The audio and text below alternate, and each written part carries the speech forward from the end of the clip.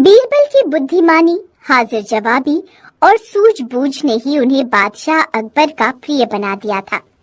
तो दूसरी ओर बीरबल की लोकप्रियता ने दरबारियों के मन में उनके प्रति ईर्ष्या का भाव पैदा कर दिया था। वे सदैव ऐसे अवसरों की तलाश में रहते थे जब वे बादशाह के कान भर सके और उन्हें नीचा दिखा सके।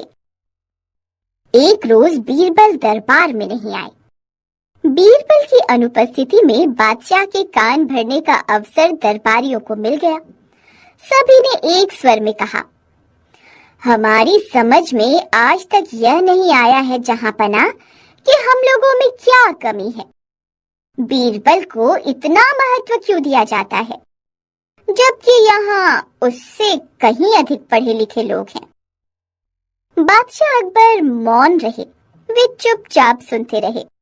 उन्हें उपेक्षा के भाव से मुस्कुराते देखकर उनमें से लीडर बने एक मौलाना साहब ने बोला,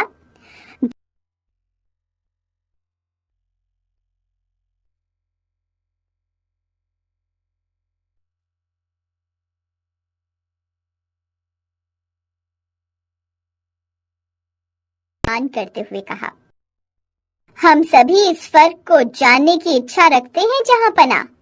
सभी एक साथ बोले, अच्छा, फर्क जानना चाहते हो? हाँ हुजूर, फर्क दिखाया जाएगा। इस समय बीरबल के पास सूचना भेज दो कि वह 7 दिनों के लिए छुट्टी पर रहे, दरबार में ना आए। तुम लोगों में जो सबसे चतुर है वह उनके स्थान पर काम करे, उनकी कुर्सी पर विराजमान हो।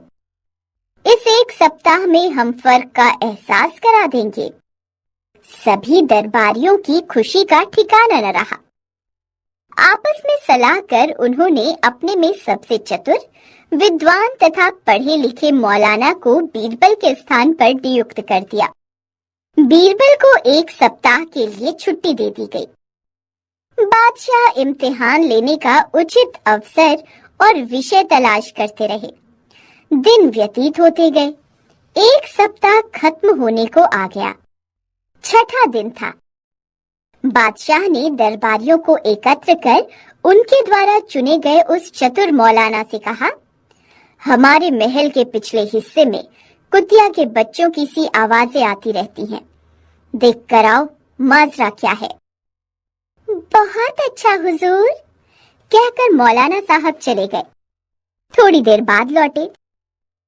कुतिया ने बच्चे दिए हैं हुजूर, वे ही कू करते रहते हैं।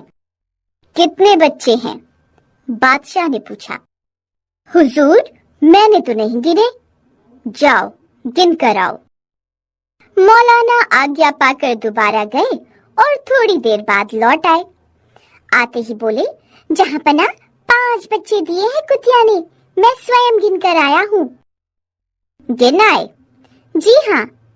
अच्छा, बादशाह ने मुस्कुरा कर कहा, फिर तो तुमने यह भी जरूर देखा होगा कि उनमें कितने नर हैं और कितने मादा हैं। मौलाना चकरा गए। हुजूर, यह तो देखा नहीं। देख कर आओ। मौलाना तीसरी बार गए और यह देख कर आए कि बच्चों में कितने नर हैं और कितनी मादा।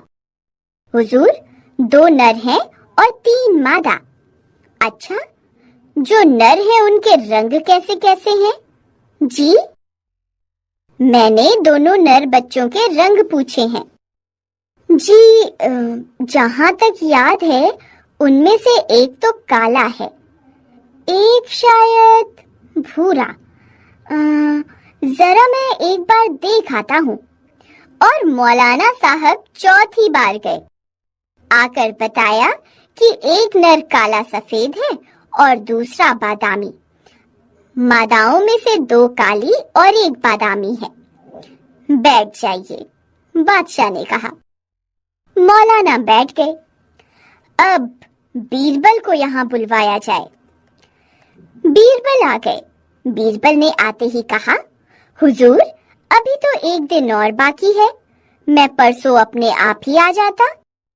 जरूरी काम है। हुक्म कीजिए जहांपना।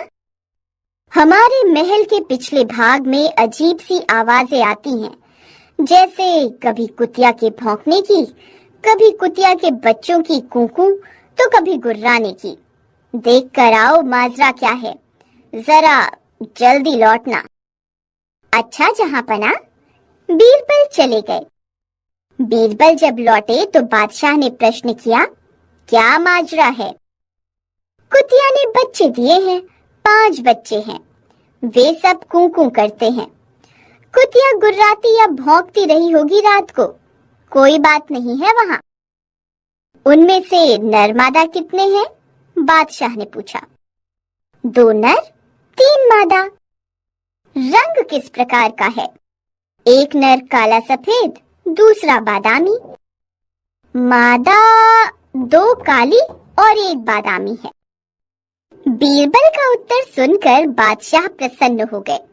उन्होंने अपने पर गर्व किया कि उन्हें एक बुद्धिमान व्यक्ति मिला है जो उनके साथ रहता है।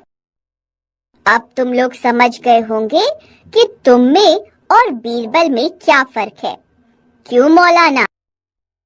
जी, मौलाना का सिर झुक गया।